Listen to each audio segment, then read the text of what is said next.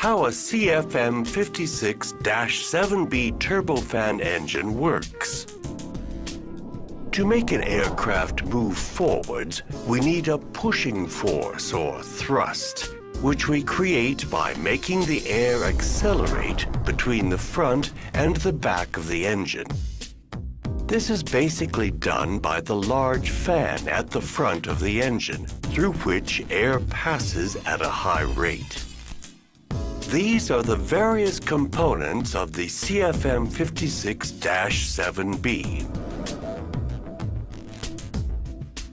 The fan, which is a large diameter propeller. The low and high pressure compressors with 12 stages which, step by step, increase the pressure of the air as it flows through them. The combustion chamber, in which jet fuel is mixed with air and burned. The high and low pressure turbines, in which the pressure of the hot gas is reduced as they drive the compressors and fan. There are 5 turbine stages, 1 high pressure and 4 low pressure. And finally, the exhaust assembly. The CFM56-7B is a high bypass ratio engine. The primary flow passes through the combustor, while the secondary flow passes only through the fan. 80% of the engine airflow, accelerated by the fan, is directed into the bypass duct and provides 80% of the engine's thrust. The primary flow passes in succession through the compressors, the combustor, and the turbines, before being ejected rearwards through the exhaust assembly. The air is compressed in the low and high pressure compressors, and its temperature can reach 450 degrees Celsius, after which it enters the combustor, where fuel is injected and ignited. Burning the mixture of fuel and air brings the temperature up to 1700 degrees Celsius.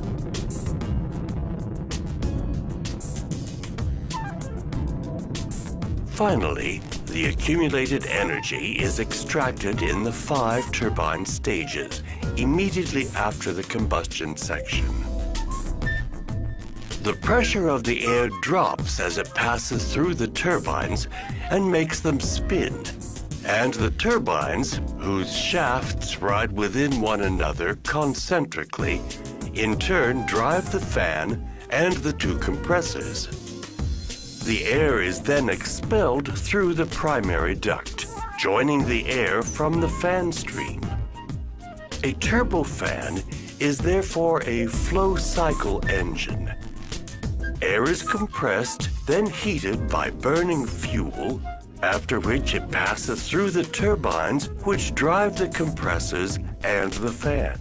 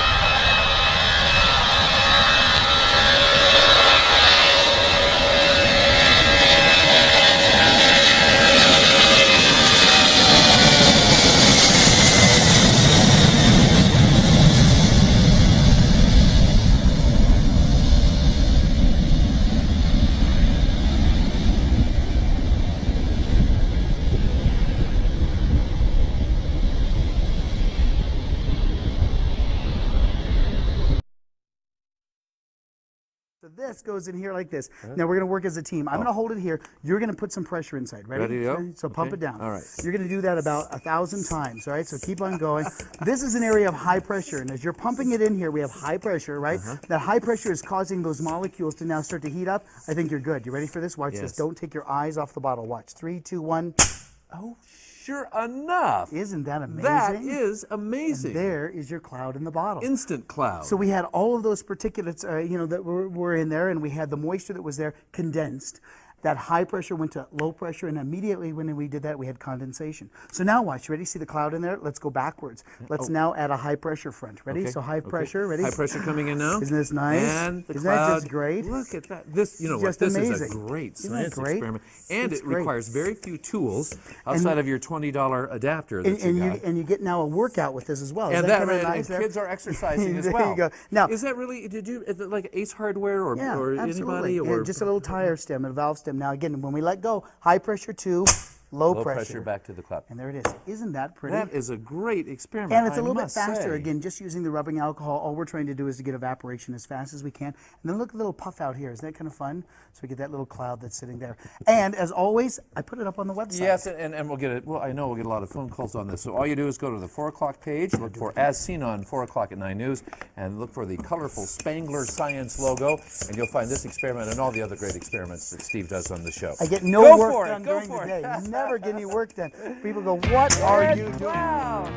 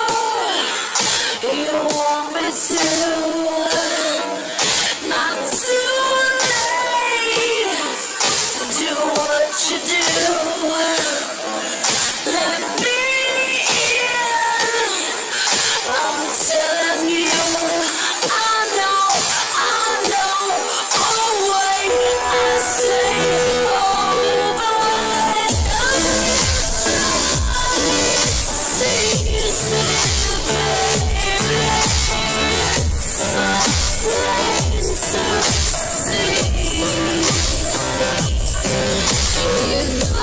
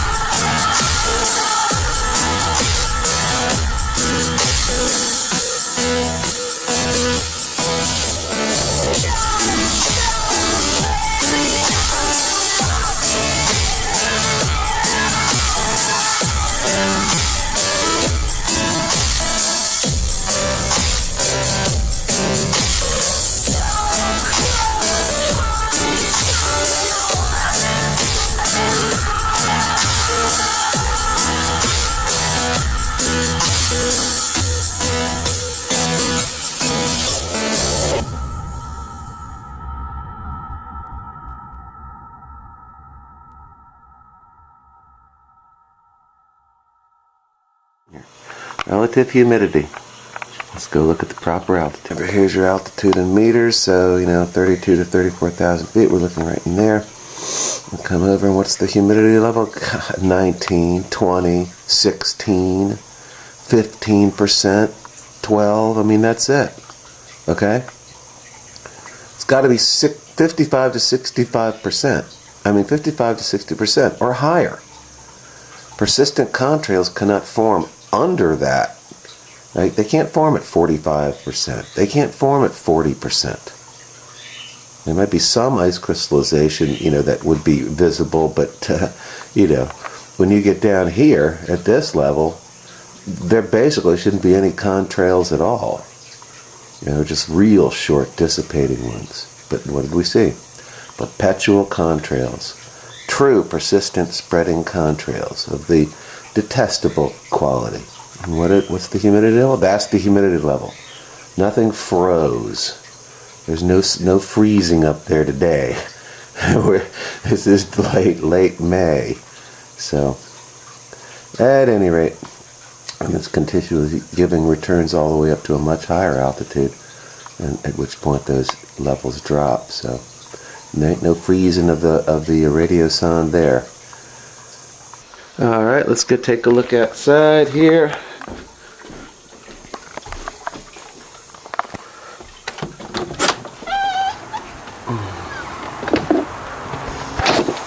Yeah, see it? Right? That's your jet trail. It is spreading. It is completely persistent, which is the understatement word for perpetual. And what did we find the humidity levels to be? A third of what they must be for a genuine, naturally occurring, persistent contrail. We can be sure about that, you know. Alrighty then. I do. We don't measure it that way anymore. But all right. Well, as I said in telecast, we would have white slime coming, and we have white slime, and best of all, chemtrails, a pair of trailers. Not a lot, but enough. Okay, onward. Also notice the frozen and lucite effect in the sky. See this clouds? There's virtually no movement in them. It's like a still photograph. Okay, here's them pretty clear, but the good news is they're coming out, boy. They are coming out. Maybe we can go plane finder that guy.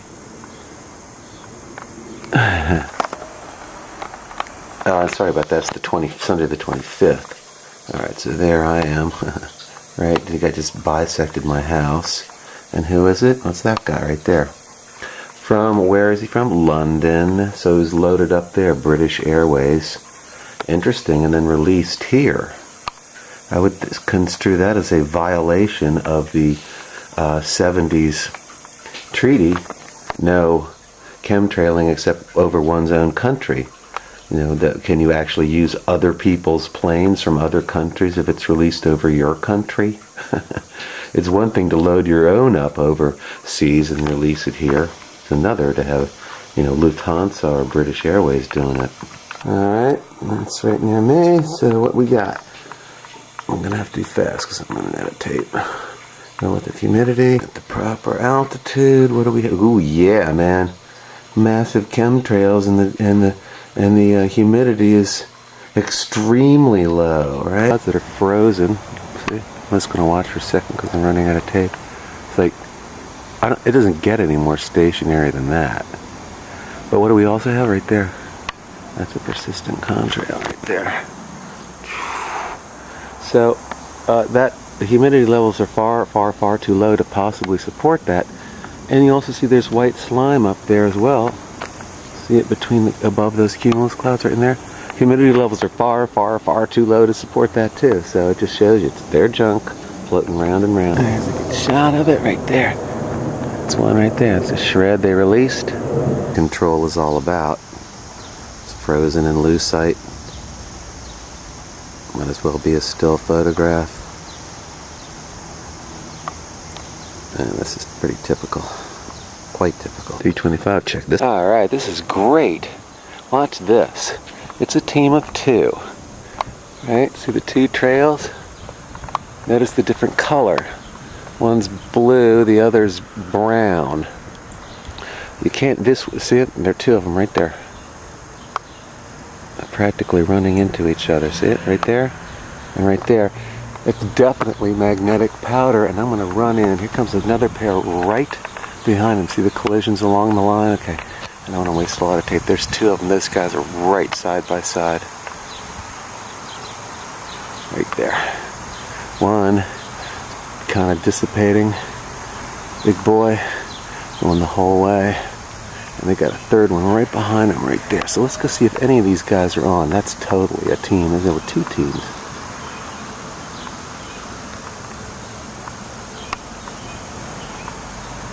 Two different types of trails. See, one left is the magnetic on the right side, that pair, and then the one right next to it, the different coloration, that's your cloud making material. So let's go check in. Check it. See the different coloration? Like right next to each other. That's brownish and that's white. And then you can tell, you can actually see the shadow of the jet on the white slime. So it shows you they're right exactly there. Alright, that's a pretty good catch. Still not dissipating the other one. Right? How come one, you know what I mean? How can two of them stay forever and the other two just go right away? Huh? right, all together. Just ran right inside. There we are. Hallelujah. There we go. Rome, Charlotte. There it is, U.S. Airways. This one. We don't have the pair, just one. Here's another one that might be one of them. From New York to Charlotte. It's right over me, so that's one of them. But their partners are not present. It's at 32, but it's not that guy. That's not the right path. Both the ones that we do have on, they had both had partners. They're both U.S. Airways. All right, now my loyal opposition has a real serious problem. A pair, two teams of two, and both of them demonstrated two different types. One was magnetic type dissipating, the other formed the big cloud making crud. They both did that. Both of them had two different colorations, brown and blue. You could say, oh, it's a different fuel type. What's the chance of a coincidence of both the pair of teams having that?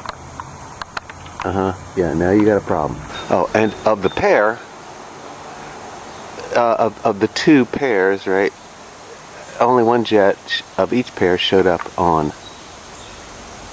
Plane Finder. Both of the teams were precisely belly surfing the slime, the white slime, false cirrus, and with a humidity level of, under 20%, probably more like 6 or 7%. So, and again, what does that also show? That the white slime's always the same altitude, that jet cruise altitude. So there's your problem, folks. Yeah, right? There's got some splaining to do. Oh, look at this dirty bastard. What a time to come out and catch a wing sprayer. Oh, look at this guy. Go on, mate. Do your best. Oh, look at that. Fucking rainbow trail, look. You dirty little fucker. Well, well, well. Talk about being in the right place at the right time. Fucking bang on with this tosser. And what a fucking tosser. Look at that. The full wingspan. That ain't coming out of the fucking engines. That's coming out of the wings. And he's just stopped. What the fuck is going on? Look at this geezer. I hope this is fucking focused.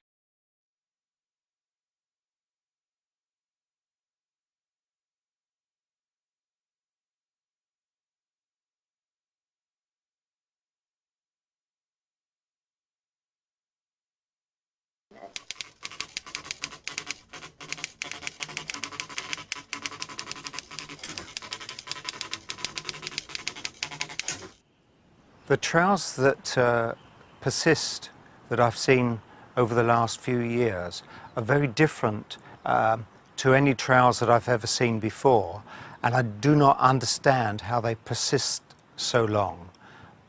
It's normally a contrail would last 1 or 2 minutes or maybe 5 minutes, but to look up into the sky and see a trail slowly drift by for an hour is very unusual.